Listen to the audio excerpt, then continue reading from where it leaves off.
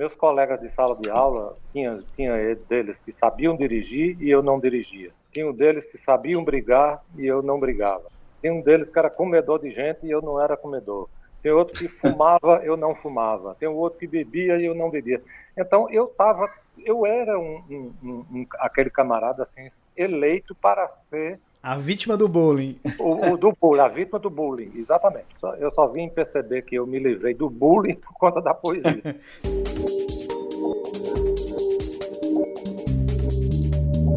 Esse podcast é uma produção de SerifaCast Multimídia.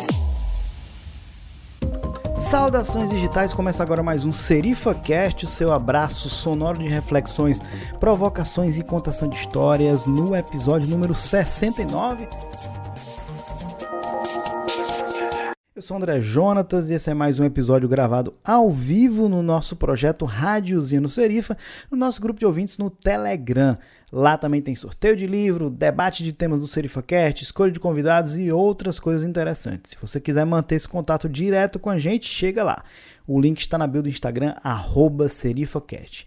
Pessoal, eu tive um probleminha nessa gravação, fiquei meio tenso porque o Telegram deu pau no notebook e eu tive que gravar pelo celular. O áudio não fica lá, essas coisas, mas no meio da gravação eu tive a ideia de acionar aqui a gravação localmente no Audition, pelo menos da minha voz, e aí a partir daí ficou bem melhor. Então até o minuto 13 mais ou menos o meu áudio, que a intervenção é pouca, né? Mas enfim, você vai ouvir também, ele não tá tão legal. Peço desculpas e sua experiência fica melhor a partir dos 13 minutos no nosso episódio. O nosso convidado de hoje se define como arquiteto por profissão, poeta por vocação e matuto por convicção. Ele é paraibano de Campina Grande, é difusor dos dizeres e das sabedorias das pessoas mais simples e matuta do Nordeste. Aliás, com ele o matuto nunca perde. Ele imprime nos seus recitais o sotaque mais forte, mais marcante e original, tá? Não é aquele sotaque ré lá daquela emissora lá, não. Tímido quando criança e até hoje, usava a contação de história tal qual João do Grilo de Ariano Suassuna, como gancho de sobrevivência em território hostil. No caso dele, a escola. Tem incansável produção e agora está presente no indomável e maior palco do mundo, a internet, com seu canal no YouTube Papel de Bodega, já com quase 100 mil assinantes. Se você não conhece a obra Paisagem do Interior, Vou-me embora para o passado ou Matuto no cinema, vamos lá, senta aqui, deixa eu te fazer um carinho, vamos conversar porque você está perdendo aí o melhor da poesia saudosista, crítica, descritiva e humorística. Faz de conta que você está na Rádio Borborema, em Campina Grande, e seja bem-vindo ao projeto Rádiozinho no Serifa, poeta Jessie Quirino. Opa, meu compadre André, pronto, beleza. Faz de conta que eu estou na Rádio Borborema. E fica aqui a nossa saudação paraibana. Maravilha. Falar em saudação paraibana, eu vou começar aqui com um tema quente. Vamos falar logo de política. Mas antes de começar, eu tenho que agradecer aqui a minha sogra, Maria Auxiliadora, e a minha colega jornalista, Lucinha Figueiredo. Ambas são paraibanas e foram elas que fizeram essa ponte aí com o Jessie. Então, muito obrigado a elas. Jessie, vamos lá. A política e os políticos, eles são importantes motes, né, da sua obra. Essa tirada de onda que você faz assim com os políticos já te rendeu assim odiadores, né, como se diz na internet, haters? Não rendeu odiadores, não. Inclusive, eu tinha amigos políticos e eu brincava muito com eles e eles eram fã da história. Na verdade, é o seguinte, eu gosto muito de usar o processo descritivo na minha poesia, né? Eu descrevo cenas urbanas e descrevo também cenas de atividades. Por exemplo, a feira, eu descrever os dizidos de meio de feira, né?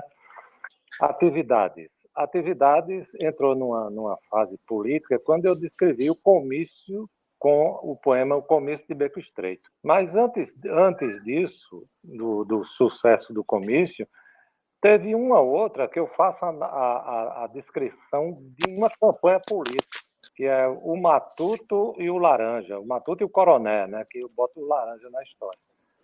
Agora, os poemas ganham uma força muito grande na minha interpretação, ou seja, não é a poesia publicada, essa coisa toda, que vai fazer, vai tornar um clássico. A minha declamação é que é um grande suporte para esse tipo de história. Esse não, todos os tipos de história. Maravilha. Prometer como sem falta e faltar como sem dúvida, ficar refém da língua do povo, pegar roleta de boca com camembert, fazer conchavo com reservista da ditadura. Sobre pandemia, né? A pandemia tem mexido, né? Essa pandemia de Covid-19 tem mexido com todo mundo, com todo brasileiro, né? Eu quero saber como foi que a pandemia mexeu com você, né? Tanto em termos de impacto pessoal e profissional, no aspecto de influência da tua obra, né? Da produção dos teus textos. Nós tivemos assim um prejuízo. Eu particularmente tive assim perdi a grande chance de me expor com o ídolo do meu ídolo, que é o máximo assim, para mim, que é Rolando Boldrin. Eu tenho assim Rolando Boldrin e Elomar Figueira como os dois expoentes da nossa tradição cultural. Elomar dentro de uma coisa mais sertânica, como diz ele, e Rolando Boldrin dentro do universo da fala, da língua, do teatro e do cinema e da televisão. E eu, como amigo de Boldrin, fui convidado por ele para fazer uma turnê com só nós dois no palco, G.C. Quirino e Boldrin. Olha aí que maravilha. E mais nada. Uma mesa e nós dois no palco. Já estavam com os teatros com as pautas reservadas para Recife, para Natal, para Fortaleza, tinha São Paulo e mais alguma outra região já estava sendo montada. Certo. Eu já tinha ido para a casa dele em São Paulo ensaiar e preparar roteiro, essa coisa toda. Inclusive, o último roteiro que eu me sentei com ele foi no dia 10 de março, 2 dias após o Dia Internacional da Mulher, de 2020. E no dia 16 eu vim para Itabaiana. No dia 18 foi decretada o estado de emergência no país. Então foi tudo abaixo. Depois eu fiquei em casa. E aí como foi que você se virou? Como foi que você se virou para... Eu vi que você fez live, né? Mas é o suficiente? Foi. Não é. Eu fiquei literalmente em casa, que para mim não foi nada dificultoso, porque eu sou um animal doméstico. Eu sempre fui de estar dentro de casa. Meu lugar é dentro de casa, essa coisa toda. Então eu absorvi bem o fato de não ter essas coisas, de não ter as viagens, né? E surgiram essas lives, que é uma coisa que, para mim, eu não simpatizo com o formato. Para a linha, nós que trabalhamos com a linha de teatro, de humor, de olho no olho, e humor que tem muito tempo, a gente usa muito o tempo do humor, a live ela quebra esse tempo de forma muito, muito cortante e drástica. Você não está ouvindo o público, né? As reações. A gente não tem a resposta, a gente não tem o tempo. Exatamente é o tempo do humor, que é um tempo de milésimo de segundos, né? Eu cheguei a fazer 2 lives, uma foi dentro de casa, eu sozinho, eu não gostei. Depois fiz uma com o Zé Lezinho, aqui na minha bodega, e foi bom, porque como eu estava interagindo com o Zé Lezinho, deu para a gente brincar. E outra que eu não gosto da palavra live, nunca gostei, e o pior, nunca encontrei uma palavra que substituísse. Eu juro que eu me debrucei aqui em cima de expressões e tal, pelo menos para mim, eu usar uma palavra substituta e não encontrei. Continuo sem gostar da palavra live. Eu costumo falar ao vivo, né? Mas ao vivo... Não substitui, né? Ao vivo se mexendo em cores. O artista tranquilo estava tranquilo e continuou amarrado em Coimbra, encarou o bandido assim e disse: sei que lá, não sei que lá, não sei que lá, um carai. Aproveitando que a gente está falando de Covid, né? Tem um colega que ia participar com a gente, acabou não dando certo, mas ele disse: André, leve a história de papai, porque eu ia participar principalmente para contar essa história. O pai dele teve um infarto, né? Foi hospitalizado, ele é do interior do Ceará, Acopiara, de onde eu sou também, né? Eu sou iguatuense, do interior do Ceará, que é chamado Iguatu, morei em Acopiara e hoje estou em Fortaleza. Eles vivem lá também, né? Uma parte em Acopiara, outra parte no Iguatu. E inclusive, meu padrinho, né? Padrinho de crisma. Então, ele teve um infarto, veio para Fortaleza, foi grave, teve um problema na próstata também, né? Que agravou mais o quadro. Foi um período bem tenso mesmo, assim, uma parte da família pegou Covid, foi bem tenebroso, né? Foi um período muito tenso mesmo, assim, para todo mundo que gostava, que acompanhava, né?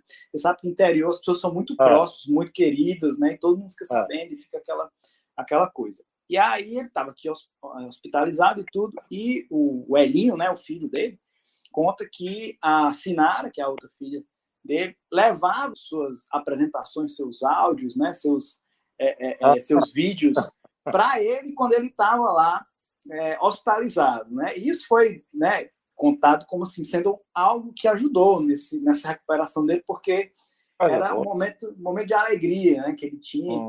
E o curioso é que o Elin contou que ele ria tanto e tão alto que a Sinara tinha que tirar, né, tinha que parar de exibir porque ia incomodar os outros. Então, eu queria aproveitar se você mandasse um abraço aí pro Hélio, seu Expedito, lá de Acopiara. Pronto. Seu Expedito, eu deixo aqui o meu abraço forte, feito leite de jumenta preta. Jeitoso, feito quem procura um pinico no escuro. Maravilha, a gente vai ficar muito feliz.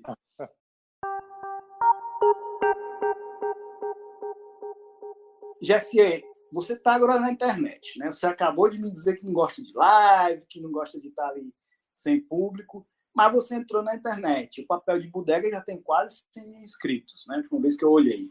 Como foi que deu esse estalo de entrar na internet e como é que você está se adaptando, já que você não gosta tanto? Na verdade, o Papel de Bodega, ele vem... É o nome de um livro meu, chama-se Papel de Bodega, o livro mais recente. Sim. E aqui eu ganho muitas coisas relativas aos poemas que eu faço. Por exemplo, no ano de 2001, quando eu fiz o livro Prosa Morena, esse livro foi o grande divisor de águas da minha poesia, porque no Prosa Morena veio o primeiro trabalho com um CD no encarte. Então, esse CD abriu um leque de exposição muito grande. Certo. E nesse livro vieram alguns poemas que se tornaram clássicos, que eu acredito muito mais graças ao CD do que à publicação em si. O poema Vou-me Embora para o Passado, que é um poema de 8 minutos e meio. O poema Comício de Beco Estreito, que é da temática política. O Parafuso de Cabo de Serrote, que é a descrição de uma bodega, de uma venda.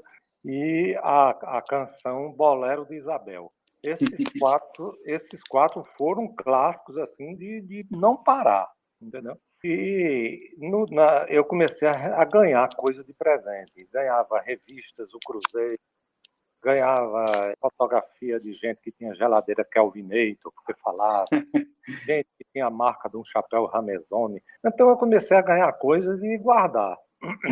Quando foi um pouco mais na frente, já agora nos anos 2011 para 2012, lá em casa tinha um balcão que foi de uma loja que minha mulher tinha colocado, que deu baixa na loja.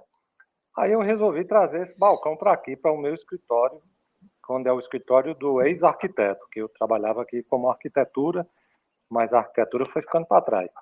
Quando eu coloquei o balcão, aí o meu olho de arquiteto, eu digo, bom, o balcão está aqui. O que está faltando agora é as prateleiras e eu pegar a minha troçada e botar nas prateleiras. Então foi aí quando eu montei a bodega de fato. Então a bodega ela foi montada com objetos que eu ganhei, muitos objetos que eu ganhei de presente, garrafa de cinzano, garrafa de Coca-Cola antiga, de Crush, de Pepsi, desses produtos antigos, lata de biscoito. O cenário é lindo, o cenário é maravilhoso. Então, eu fui ganhando essas coisas e pronto. O grande estopim da história foi o balcão ter entrado aqui. Quando o balcão entrou, eu enchi as prateleiras e fiquei com esse espaço aqui dentro recebendo pessoas. porque eu tenho assim, digamos assim, um segmento que é importante no meu trabalho, é o segmento da área pedagógica, que são os livros que são trabalhados em sala de aula, e muitos alunos têm muito interesse de me ver de perto, de me conhecer e tal. Então, eu recebia essas pessoas na minha casa, que é uma casa muito antiga também, uma casa bem decorada, como as coisas do arquiteto, e eu recebia os alunos lá. Depois eu passei a receber aqui na minha bodega. E era uma festa, as professoras vendo aqueles produtos na vitrine, os alunos e tal. E foi quando meu filho, Vitor, que ele é o meu produtor, ele disse: papai, a gente vai fazer uma filmagem e vamos colocar no canal. Então, foi quando criou o canal, ele me perguntou qual era o nome. Eu digo: é Papel de Bodega. Já, sem dúvida, né? Porque nós estamos fazendo o papel, nós estamos interpretando, não é? Como ali é a própria boca de cena do teatro. Então, nós estamos interpretando, estamos fazendo o papel. O meu livro chama-se Papel de Bodega e eu ganhei também de presente o expositor do papel de bodega. Uhum. Então, estava feito o nome e, a partir daí, nós começamos a fazer os convites e obtivemos um retorno muito positivo por parte dos entrevistados. E aqui, a primeira a ser entrevistada foi Vera Ferreira, que é a neta de Vitorino Lampião de Maria Bonita. Olha aí.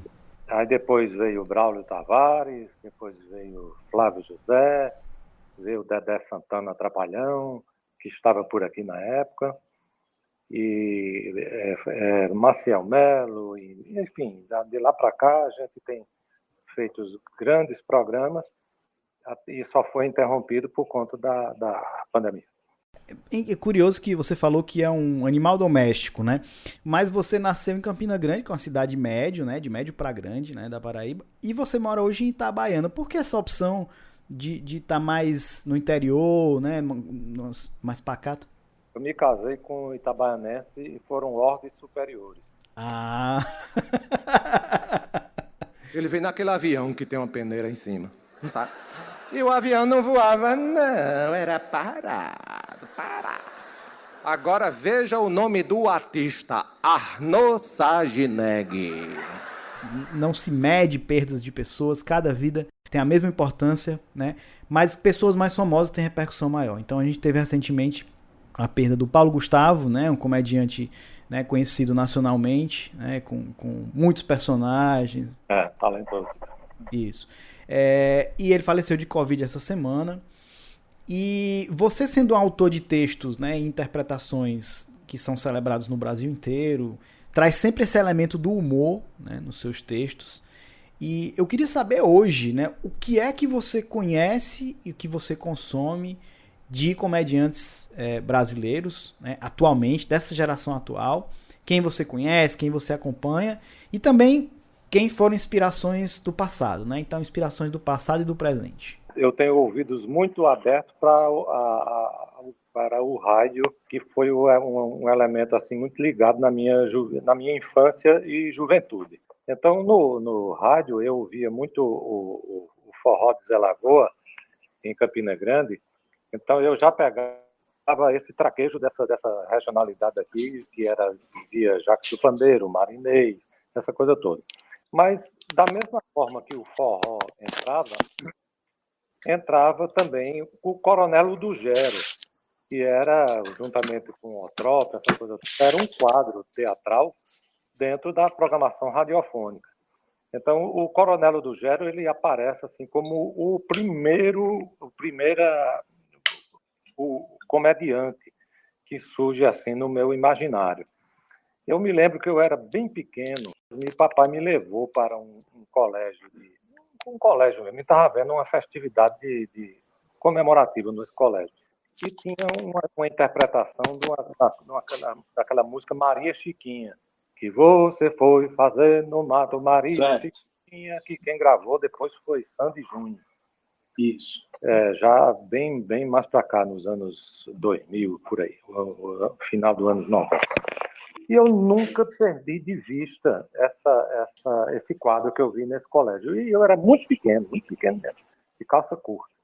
Então, o Coronel do Gero, essa interpretação de dois matutos no palco, essa coisa toda.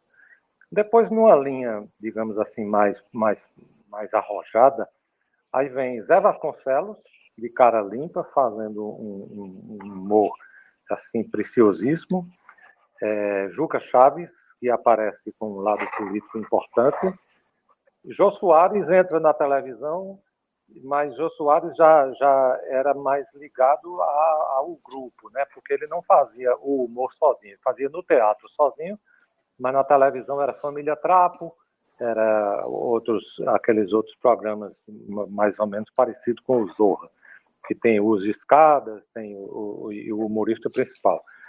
Agora, Chico Anísio, junto com Zé Vasconcelos, são os papas. Para mim, Jô Soares perde, Juca Chaves perde entre Chico Anísio e José Vasconcelos. Esses dois são para matar de cacete. Aí, numa linha subsequente, aí vem o meu compadre Tom, que hoje é meu amigo, Tom Cavalcante. Certo. Seu conterrâneo aí de parede e meia. Assim como o Chico. E como Chico, e que é da escola de Chico. Então, todos aqueles da televisão que se aproximaram de Chico o têm como um grande mestre e são realmente grandes humoristas. E hoje também, que faz parte da minha compadragem, João Cláudio Moreno, que aí um pouco mais para cima e é de um talento, sabe, que nos faz inveja. E hoje eu tenho essas pessoas como compadres e como amigos, de me dar o luxo de contar com a amizade deles. Atualmente, essa geração mais de stand-up comedy, né, do YouTube, você acompanha alguém?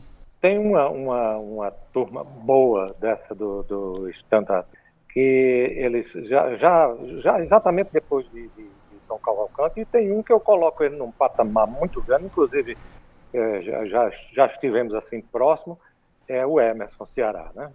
Emerson Ceará. Para mim ele é o papa. Aí, cara, tem inúmeros outros, tem os mais debochados, tem os que são mais pornográficos, mas eu acho que Emerson, ele faz as duas linhas, dependendo do lugar, ele está bem enquadrado. Ele mora no Sul, né? Ele mora em Curitiba, né, atualmente. A história dele é interessante. E Zé Lezinho aqui na Paraíba, ele tem o dom de neutralizar até a esculhambação. Ele é um cara tão doido. Porque Zé Lezinho, ele é daquele jeito no palco e fora do palco. Você estando com o Zé Lezinho, em qualquer lugar, ele está juntando gente. Ele para, Maravilha. Bota um apelido na pessoa, junta taxista, daqui a pouco ele está dando dedada em uma pessoa. Então, ele é daquele jeito. Então, por conta da doidice de nascença, ele consegue neutralizar até o que ele faz de errado, ou com excesso. Mas é meu amigo pessoal, particular, doido e um cara de uma energia assim, magnetizante. E ele faz espetáculos assim, sem nenhum adereço, a não ser aquela camisa aberta, aquele chapéu, e consegue lotar teatros, coisa que eu consigo fazer com grandes plateias, que eu felizmente tive esse reconhecimento, mas eu preciso muito de um ambiente de silêncio. Entendi. Participada de esporte no meio de uma feira, em campo de futebol, ele faz em qualquer lugar. Perfil, né? O seu perfil é mais contemplativo. Eu me lembro até na live que você fez, que eu dei uma olhada, essa que você fez só, acho que por meio do Sesc, tem uma hora que você vira assim um pouco pra trás e diz, Vitor, faz silêncio aí, Vitor, que é o seu filho, né? Que é o seu produtor também, que tava tendo um barulho. Você precisa mais daquela coisa para interpretação em si, né? Eu preciso de muita concentração, porque meus textos são longos. Uhum. Tem textos meus que duram 8 minutos e eu tenho que estar bastante concentrado, né? 8 minutos realmente é um texto. Eu vejo esses comediantes atuais falando que os textos, no máximo, eles têm 3, 4 minutos para textos longérrimos, né? Você está dizendo aí texto de 8 minutos, realmente é um negócio que precisa de muita concentração. Então, o meu meu auditório, para mim, ele precisa estar quieto, bem comportado. Por exemplo, se houver restaurante, atividades com recepção, isso aí é incompatível com o que eu vou dizer no palco. Bom, eu disse pra você que a gente ia falar de Big Brother Brasil. Eu não assisti, né? E não quero entrar aqui no mérito. Por que você não assiste? Por que você assiste? Não assisti, só isso. Mas não tem como você não ficar sabendo de alguns nomes, né? Então, por exemplo, a vencedora foi a Juliette Freire, né? Que é paraibana. Querendo ou não, dá uma visibilidade pro Nordeste. Não sei exatamente quais eram as pautas dela, né?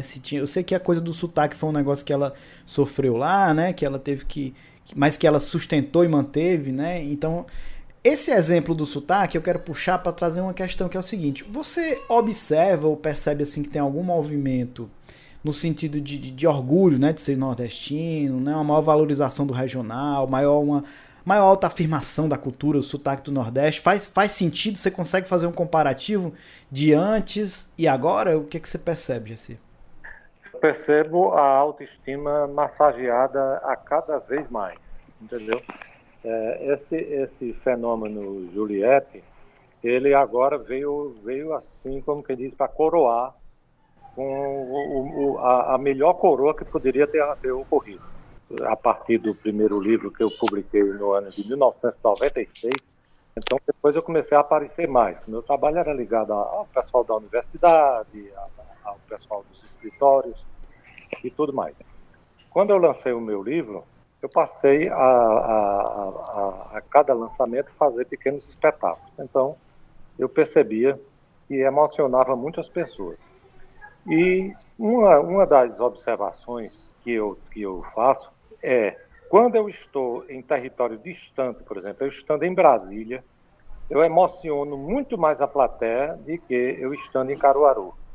Porque a plateia de Brasília é toda feita de gente daqui, de Caruaru, de Petrolina, de Recife, de Campina Grande, de São Caetano, de Gravatá, que foram para Brasília definitivamente, e eles se emocionam muito com o texto, que fazem parte da sua memória afetiva.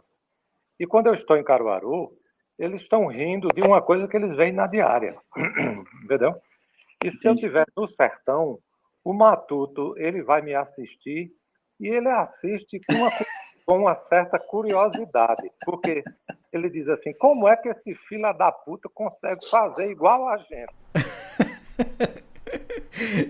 Eu acho que o sertanejo me assiste com mais curiosidade, o citadino de Caruaru para frente me assiste com vigor e com orgulho e com a alma massageada, e o que está em território distante em Brasília me assiste emocionado.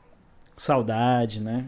Com lágrimas nos olhos, com paixão e com um fervor, assim, por estar vendo o Nordeste e o seu território sendo descrito através de poesia. Você já sabe que o SerifaCast ainda não tem o nosso projeto de financiamento coletivo, né? A gente não tem patrocínio, então a gente é alimentado por você, pela sua audiência, pelo seu comentário, pelo seu compartilhamento, pela sua participação no nosso grupo de ouvintes. Então, muito obrigado a você que está ouvindo a gente e divulgando a gente. Olha só que iniciativa bacana que a LGBT Podcaster está lançando. Eles estão lançando a campanha #Além do Arco-Íris. A ideia é incentivar a presença de pessoas LGBTQI+, na podosfera em todo o mês de junho, né, que é o mês da campanha e é o mês da diversidade também. A campanha procura incentivar podcasters que não possuem pessoas LGBTQI+, nos seus programas, nas suas bancadas, a convidar pessoas da comunidade para participar dos seus episódios. Então, para se inscrever, para inscrever o seu podcast e saber mais também sobre a campanha, acompanha lá em lgbtpodcasters.com.br/além do arco-íris.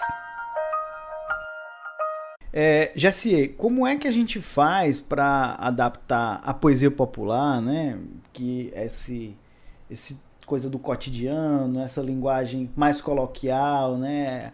O falar propriamente, Como é que a gente faz essa poesia popular sem evidenciar, né, o machismo, o racismo, a misoginia, né, tudo isso que infelizmente são elementos presentes no nosso cotidiano como um todo, ou não é possível, né? E evidenciar isso faz com que se chame a atenção para aquilo e se debata aquilo.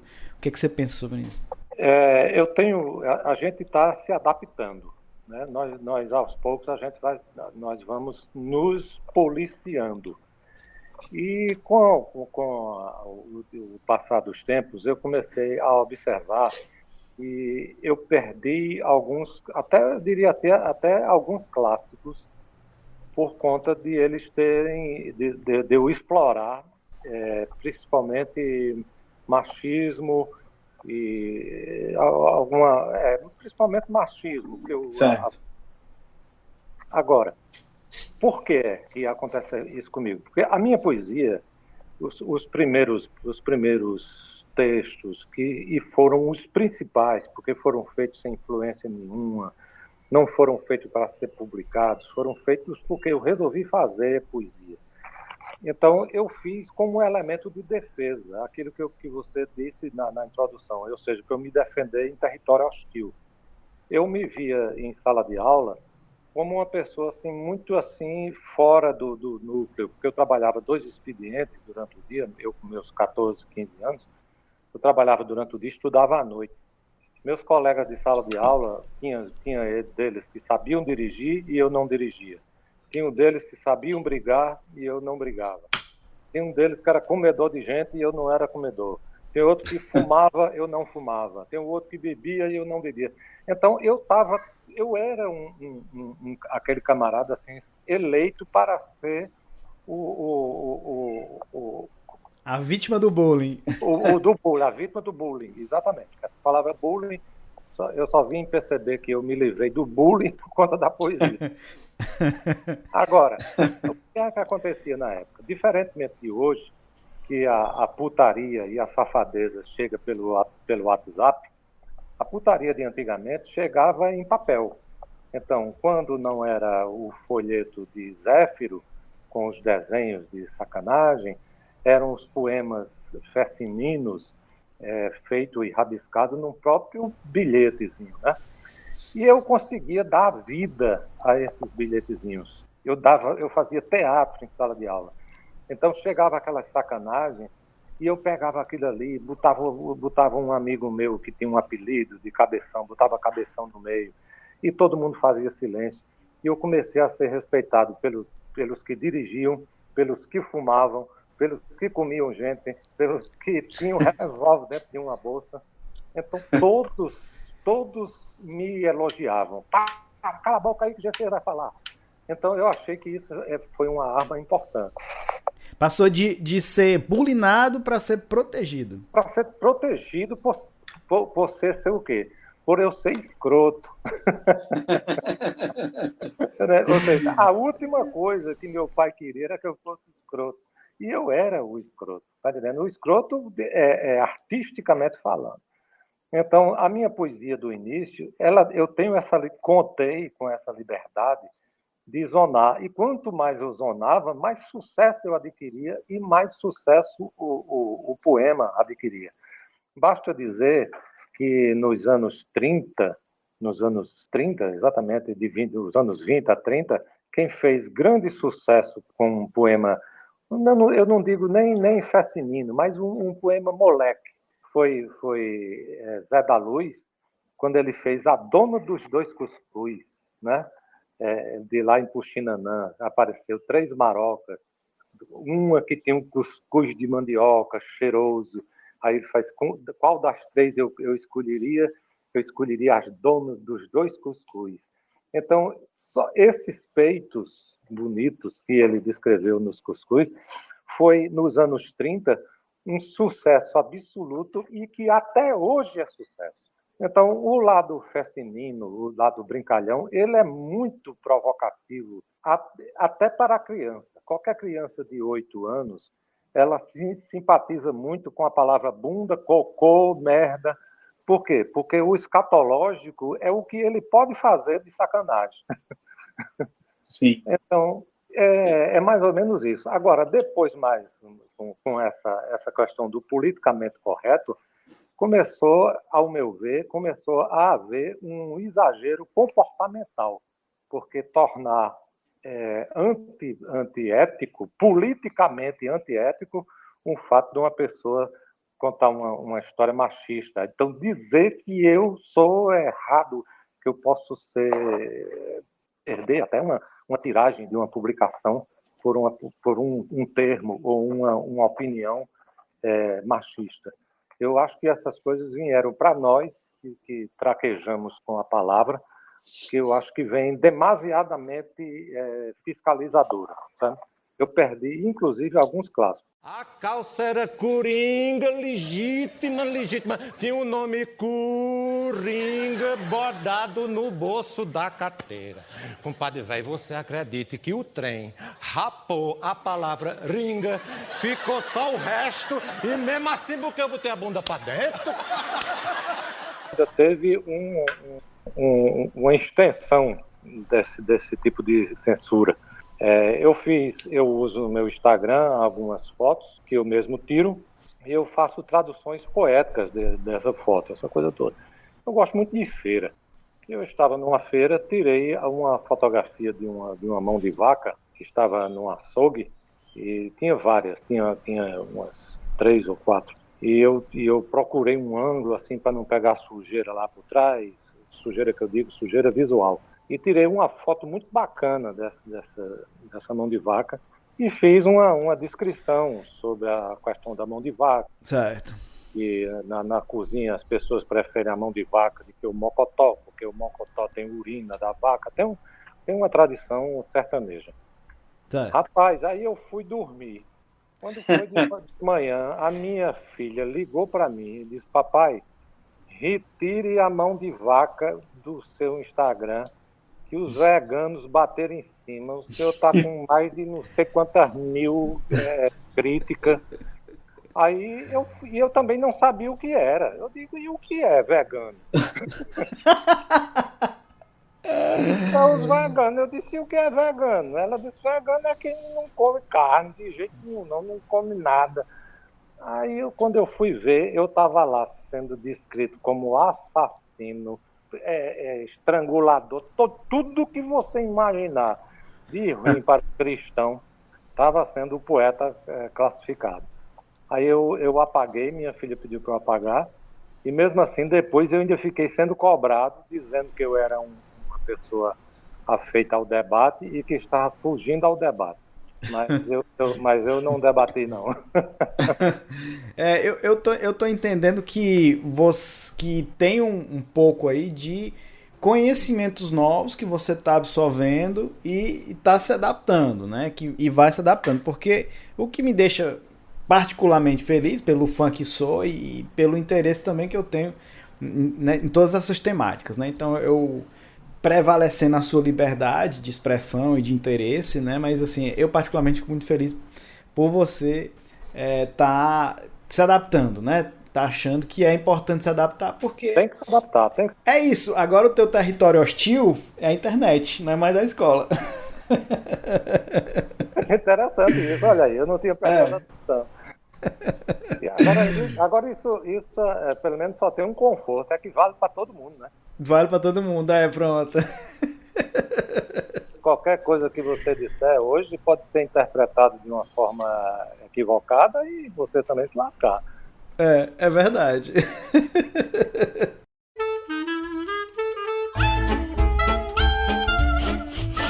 Cheiro do queijo. Eu vou lhe dizer 5 nomes. 5 pessoas. E você vai me responder com uma palavra ou duas. Ou uma frase, mas preferência ali 1 ou 2 palavras. Beleza? Valendo? Tá. Vamos lá. E tem que ser rápido. Jackson do Pandeiro. Malabarista. Banda Calcinha Preta. Presepada de pau. Guimarães Rosa. O mestre das palavras e dos neologismos. Bolsonaro. Bolsonaro, um doido. Patativa do Assaré. Professor que nunca sentou numa banca de escola. Maravilha, gostei. Se saiu relativamente bem. Eu esperava um pouco mais agressividade, mas tudo bem. Você é um cara. Você já está começando a se adaptar à internet.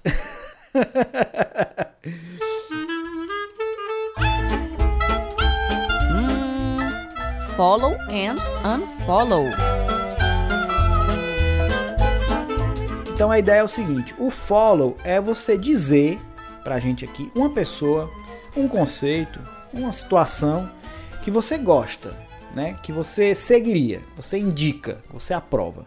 E o unfollow é o contrário: pessoa, conceito ou situação que você não gosta, deixaria de lado, desaprova. Vamos lá, qual o seu follow? Olha, existe um ditado popular que diz respeito assim a pessoa conhecer a outra. Aí diz assim: a gente conhece as pessoas no arriar das malas.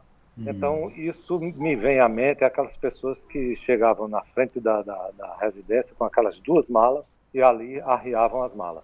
E a pessoa vinha e abria o portão. Então, no arriar das malas, se conhece uma pessoa. Então, esse arriar das malas é uma forma educada da pessoa pôr a mala no chão. Então, a gente conhece as pessoas no arriar das malas.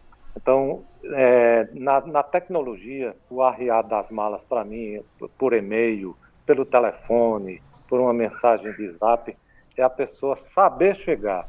Não é aquela pessoa assim que entra com muita intimidade ou que até nem se apresenta. E o inverso disso é exatamente o invasivo. O invasivo é aquela pessoa que eu nunca vi, que quer me contratar para um show, aí bota: oi, quanto custa um show para você fazer lá em Petrolina? Tá entendendo? Esse aí, ele é invasivo, mal educado e não sabe arriar uma mala. É o seu unfollow. É o unfollow. Pronto, então é o unfollow. E o Entendi. pior é que essa moçada que hoje em dia está se habituando a falar pouco, a utilizar símbolos e até diminuir a palavra, abreviar a palavra, códigos, elas lidam com isso entre eles muito bem. Mas quando se trata com uma pessoa que não tem essa habilidade ou que é de uma faixa etária um pouco maior, ela está criando um arriar de mala muito agressivo. E o pior, eu tenho um exemplo que foram dois senhores assim, dos seus 65 anos, que caminhavam juntos, todos os dias caminhavam juntos.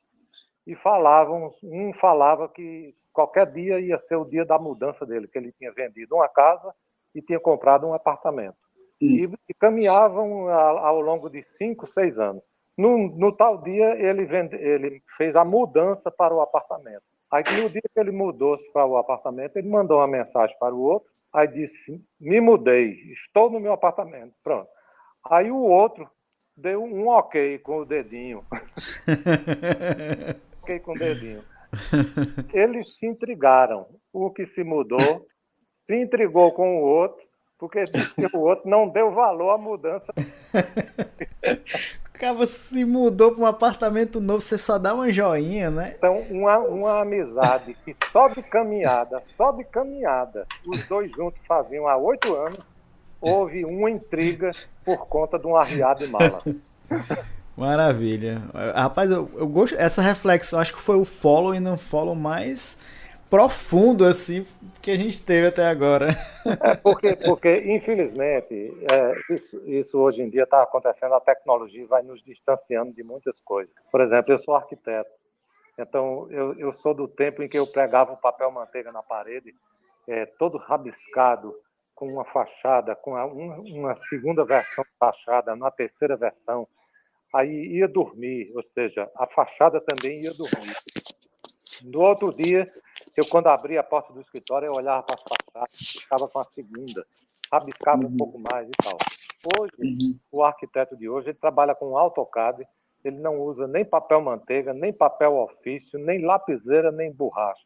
E as fachadas já estão lá desenhadas com os bonecos lá na frente, essa coisa toda. O template já está pronto. Né? Então já se distancia um pouco da concepção, a própria concepção, ela é muito, muito automatizada. E essa coisa, ela, quando parte para o pessoal, ela agride as pessoas, porque as pessoas sentem falta de um saber chegar. Deixa eu lhe dizer um poema aqui que eu tenho muito orgulho de ter feito esse poema e uma certa responsabilidade. Em 2011, foi o centenário de nascimento de Maria Bonita. E Maria Bonita, não sei se você sabe, ela faz aniversário no Dia Internacional da Mulher, no dia 8 de março. E no dia 8 de março de 2011 foi o centenário de nascimento dela. Vera Ferreira, que é muito minha amiga e é neta de Maria Bonita, me pediu para eu fazer um poema para a avó dela. Ela disse: você faz um poema para a vovó? Aí eu disse: Vera, olha, o meu poema é meio bando voou. Meu poema é uma casinha de duas águas, é uma agulha enferrujada. E a história de Maria Bonita, ela requer um pouco mais de estudo. Ela fez: não, mas você sabe, na hora que você quer fazer, você sabe. Aí eu pedi tempo e fui estudar. E o que eu consegui obter de Maria Bonita é que a presença de Maria Bonita no cangaço foi numa fase, nos últimos 10 anos do cangaço, quando o cangaço já estava beirando os rios, e ela levou, assim, digamos assim, a higiene para aquele grupo de cangaceiros. Levou a higiene, levou o perfume, levou o amor. Outras mulheres passaram a fazer parte do cangaço. Então, eu fiz um poema que hoje faz parte, esse poema faz parte do livro que chama-se Bonita Maria do Capitão, que foi um livro que Vera Ferreira fez, juntamente com a outra amiga dela. É um livro que conta a história só de Maria Bonita. Uhum. E o poema que eu fiz, que terminou virando uma música, eu digo assim: Maria Bonita, bonita Maria, de laço de fita, escrita de embelezar, moça de cor azeitonada, gestos caque, chapéu valente, bem dizer, fez virgulino levitar em munição. Sem a mínima ligança para as balas ferinas, de boas avenças entrou na questão. De água e moringa deu seiva ao cangaço, que nem sorveteiro de grito em morango. Sorvete! E ganhou alvará para se arvorar num bravo sertão. E de Royal Briar banhou-se de cheiro de alma e paixão. E de rifle em punhal é flor principal do amor fortidão. E de léguas beiçais embrenhou-se na história de toda nação. Muito bom, GC. Muito bom mesmo. É um privilégio maravilhoso estar aqui ouvindo você declamar e pega a gente no arrepio mesmo. Muitíssimo obrigado. E eu tenho um carinho muito grande pelos amigos de Fortaleza. Eu tenho grandes compadres, tenho Luiz Fidelis, tenho Fagner, Fausto Nilo, Joca de Juazeiro, aquele menino da Fundação Casa Grande, Allenberg, lá em Nova Olinda. Todas as pessoas que me recebem com um abraço forte e nitidamente emocionante. GC, muito obrigado por disponibilizar o seu tempo. Espero que tenha sido de boa valia também para você. Muito bom, muito bom. Alegria, viu, meu compadre?